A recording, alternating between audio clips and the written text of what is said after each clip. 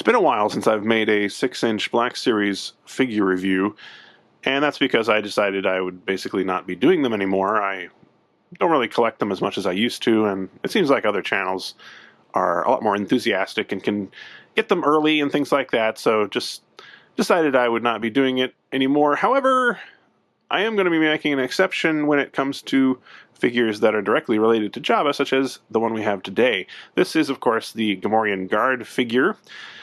Now, this is, in the US at least, a Target exclusive from what I understand. Although I'm not sure if it's actually available in stores yet or if it's going to be very soon. This one, however, I did not get in the US. I got this during my recent trip to Japan. I got this at a Yodobashi camera store, although they also have it, I saw, at Toys R Us stores and maybe elsewhere as well. It was somewhat more expensive, maybe like double the price it will be in the US, but I decided, you know, it was right there in front of me. I would kick myself if I didn't buy it and then couldn't find it later on and so forth. And, you know, at least I could compare the paint jobs and things to try and find a good one, although I don't know how good of a job I actually did with that. So this is a fairly large figure. It's in a bigger box than the traditional Black Series figures. It's deeper, I guess I should say. On the side here we have no number, as is traditional for the exclusives. And it comes with a number of weapons, which we'll look at in a minute. We have the traditional black and white artwork here, which is quite nice. I like this artwork that they've done here. And on the back, because this is the Japanese version, I guess you could call it, it has this Takaratomi sticker here over the American information. Now this, unfortunately, is just information like safety and about the importing company, and nothing cool like this, you know, that's descriptive text that they have up here, which we'll look at in a second. But still, it is cool to have the Japanese sticker, in my opinion, because I have a number of toys like this where they were sold in Japan, and they have the sticker on them. So, you know, it's kind of neat to have. It does say here, Star Wars Black Series 6-inch figure Gomorian Guard. I think you can probably figure out what that means, for the most part. Anyway, if we want to look at this sort of flavor text up here, it says, Gomorian Guard. Burly, pig-like brutes who favored axes and other primitive weapons, Gomorians were often used as muscle-by Hutts and other underworld kingpins. Jabba the Hutt employed a gang of intimidating Gomorians to guard his palace on Tatooine. Now, I'm not totally sure, without having looking this up on Wikipedia or something, but I don't think he had like dozens of Gomorians. I think it was a handful. So I'm not sure what the upper limit of Gomorian figures you could have sort of in a Jabba display is. I would say probably 5 or 6 would be the most you would really want to have. But in any case, I do plan, if I can find any more of these, to pick up at least one more, just to have, you know, a pair of them. That'd be pretty cool. So what we're going to do, first of all, well, you know what? First of all, what I'm going to do is show you the vintage collection version of this, so we can make a little comparison later. This one is one of the most popular of the vintage collection figures, and with good reason. It is very well done. It's got a nice packaging. We'll make the comparisons in a minute once we have 2 of them that are out of their packaging, but I think it's worth making this comparison. This one, also a bit of a thicker bubble, like the thicker package, and I have to make room for the Gomorian's tummy, basically. So I want to see, you know, when you compare these two, which one is the better figure, maybe. This one here, the vintage collection 3 3/4-inch figure, still goes for a lot of money on eBay. So we'll see how they stack up. And here's the big guy out of the package. As I mentioned, he comes with 3 weapons. We've got a couple of axes and what appears to be a force pike, I guess. These are all basically cast in this gray or silverish colored plastic, and then have details painted on. It's like this brown for the handle, or a little bit of reddish brown for the edge of the blade. You can see on this one, as a matter of fact, where the piece was broken off the sprue, there's a little bit of roughness, so you can really tell that that's just plastic, which is a little bit unfortunate. I feel like it would be a better effect if it was actually all painted, because it would look more like metal, although this is not a bad attempt. I mean, it looks pretty good. Same with this one. This one is entirely just the cast color of the plastic, I think, with just a little bit on the end here in terms of paint, just that. But, you know, especially from a reasonable distance, it looks pretty good. And take a look at this one as well. Of course, you can't actually have him carrying all three of these weapons. Well, I suppose you could, if you really wanted to, try and jam this in the back and have him carry both of them. But, you know, I think it's more likely that they intended this to be something you can use if you have multiple figures, so you can change up their looks a little bit. You could have one carrying the pike, and one carrying this, and one carrying that. You know, it is nice, especially with a figure like this where you have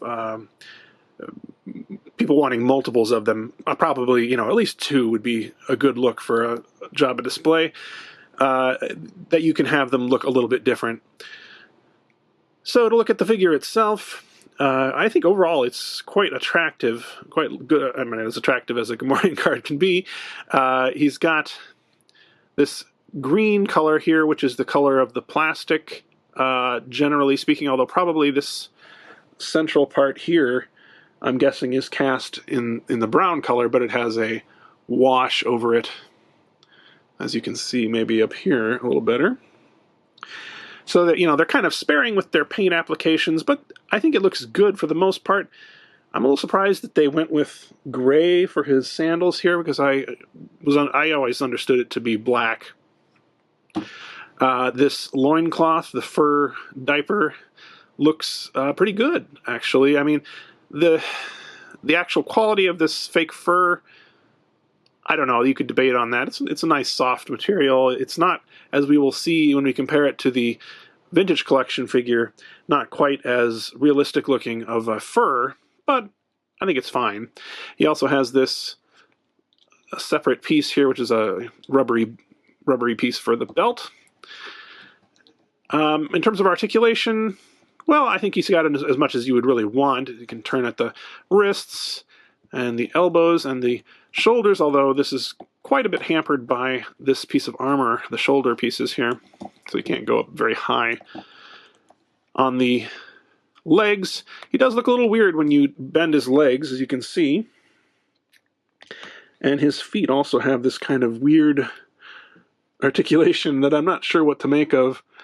But, you know, it's good enough for just having them pose there, which is all most people are realistically going to be doing, so I don't have any real complaints here. One thing I do have a slight complaint about, though, is the head. Now, the head has one feature which no other Gomorian Guard figure has had, and that is an opening mouth. So if we do this, you can see his mouth opens a little bit.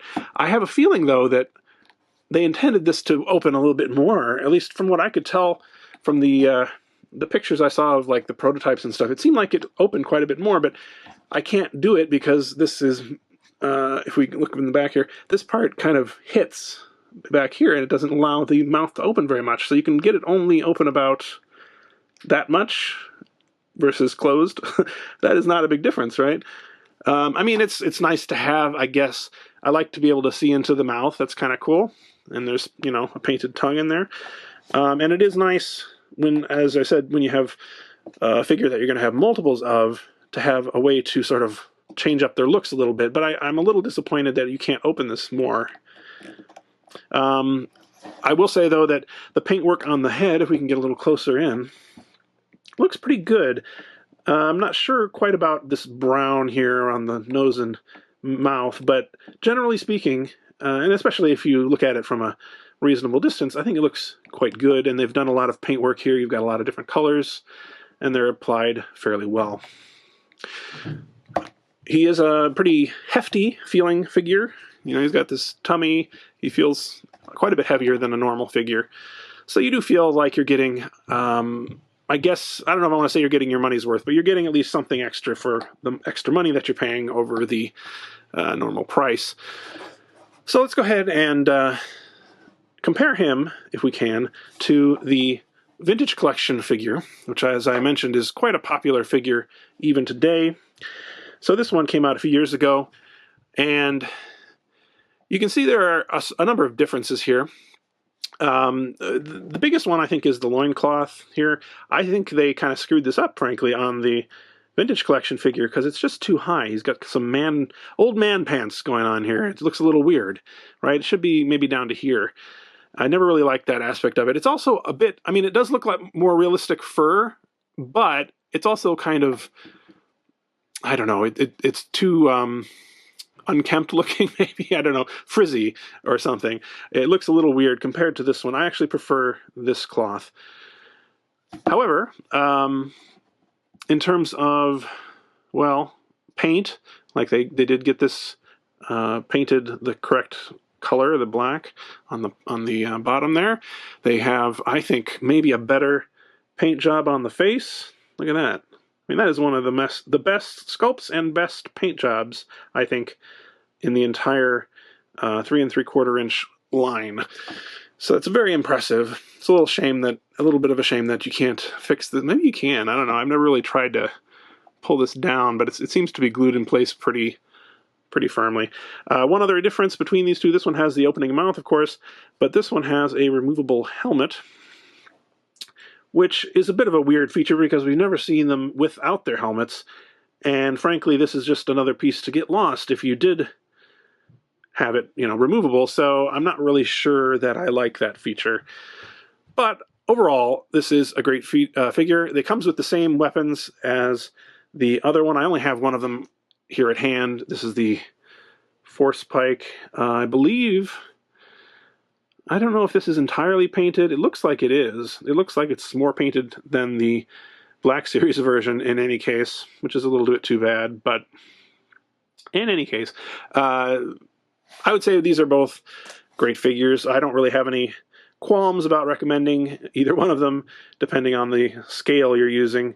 You know, I would definitely try and pick up a couple of these for your Jabba display. Well, that's about it for today. Thanks very much for watching, and I'll see you in the next one.